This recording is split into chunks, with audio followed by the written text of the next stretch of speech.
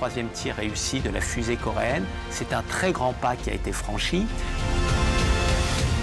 우주를 향한 열망 30여 년 만에 일군 쾌거였다. 누리호는 순수 우리 기술로 만든 발사체. 세계 7번째 독자 발사였다.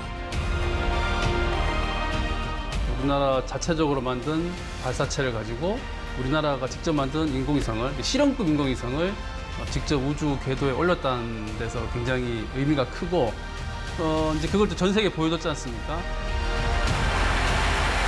우리 발사체로 우리 위성을 우주로 쏘아 올린 대한민국. 대한민국은 우주 강국이다.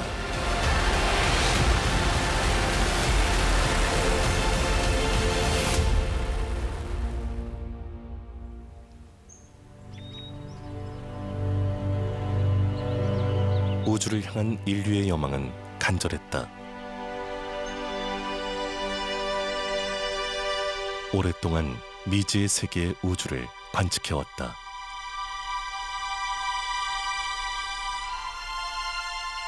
우주와 땅과 사람이 이어져 있다는 믿음 때문이었다. 새로운 기술 문명을 탄생시키기도 한 천문 관측. 그 역사 또한 길었다.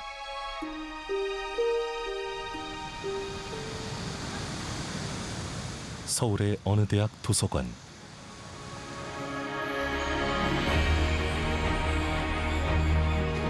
지난 3월 천문학자들과 관계자들이 특별한 설명회를 열었다.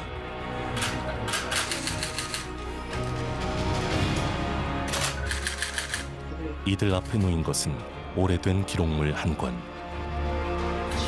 글자와 그림이 뒤섞인 익숙치 않은 모양이다. 이 기록물은 유네스코 세계기록유산 등재 신청을 앞두고 있다. 무엇을 담고 있기에 이 책을 인류유산으로 등재하려는 것일까? 모두 39장의 천문관측 기록이었다. 밤 일경인데 별이 여수의 도수 안에서 나타났는데 꼬리의 흔적이 있는 것 같다. 즉 해성이라고 추측을 하고 있는 겁니다. 그래서 성변이라고 하는 건 뭐냐면은 별의 변화를 말하는 겁니다. 지금은 변화라고 말할 수 있지만 옛날엔 변구라고 생각을 했습니다. 하늘이 사람한테 계시하는 하나의 징조이기 때문에 옛날 분들은 그걸 아주 민감하게 생각을 했고 그걸 철저하게 기록을 남겼습니다. 18세기 초중반의 천문 관측 기록. 조선 영조대에 놀라운 사실이 남겨져 있다. 그 세 건의 해성 기록 중에서 1759년의 해성 기록이 바로 그 유명한 헨리 해성을 관측한 겁니다. 헨리라는 천문학자가 이제 해성을 본인이 죽기 전에 예측을 하죠. 이 해성을 연구해 보니까 이 해성은 분명히 1758년이나 59년에 돌아올 거라는 걸 예측을 하고 죽습니다. 그러니까 본인은 이제 본인의 이름을 걸린 해성을 예측만 하고 못 보고 죽은 거죠. 그러고 나서 죽고 나서 서양에서 천문학자들이 기다린 겁니다. 과연 해성이 진짜 나타날까? 그때 돌아왔을 때 첫 번째로 관측한 게 바로 이 관측입니다.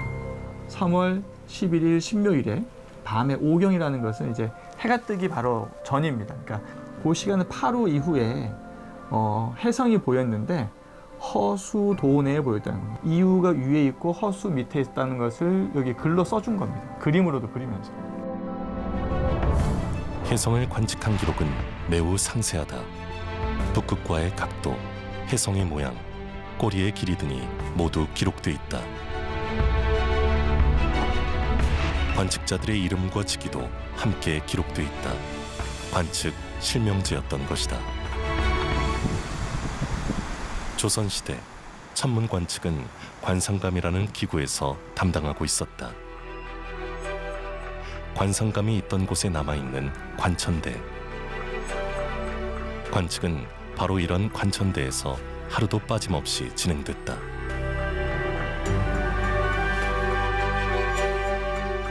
고려의 서운관을 이어받은 조선의 관상감. 약 100여 명의 관원들이 현장에서 천문을 관측하고 기록했다. 관상감은 국왕 직속 기구였다.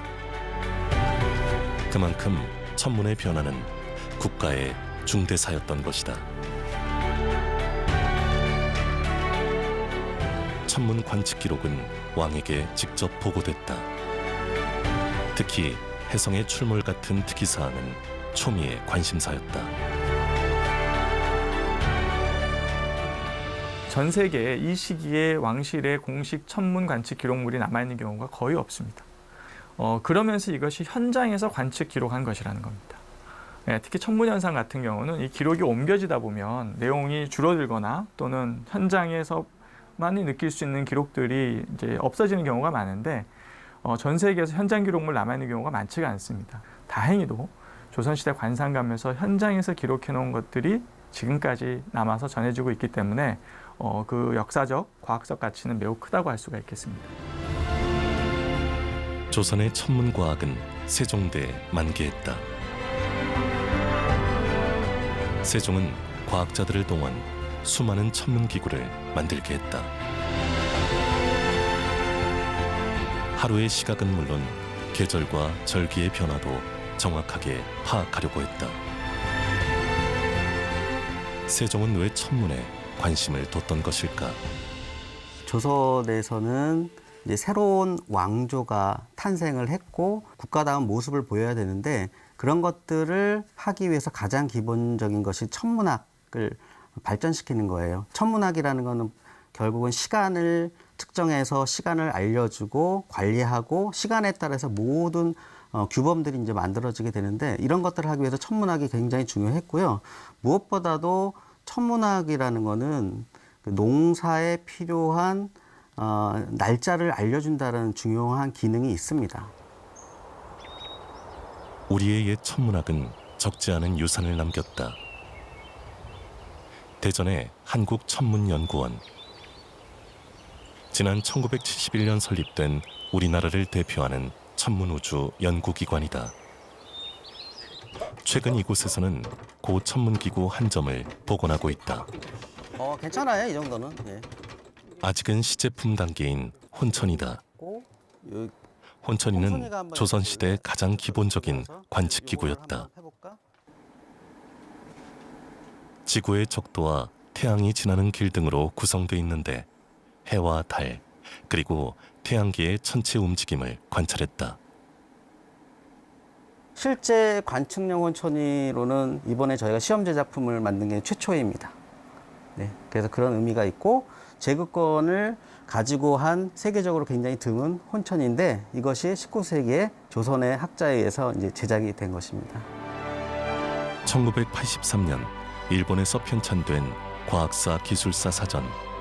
1400년부터 1450년까지 반세기 동안에 각 나라의 과학 발명품이 분류돼 있는데 일본 1점, 중국 5점, 그리고 조선은 무려 29점이었다. 조선이 단연코 으뜸이었다. 그야말로 조선이 세계 최고의 과학기술 국가였다. 이렇게 보시면 되는 것이고요. 그 중에서도 조선에서는 20여 종의 천문기기들이 개발이 됩니다.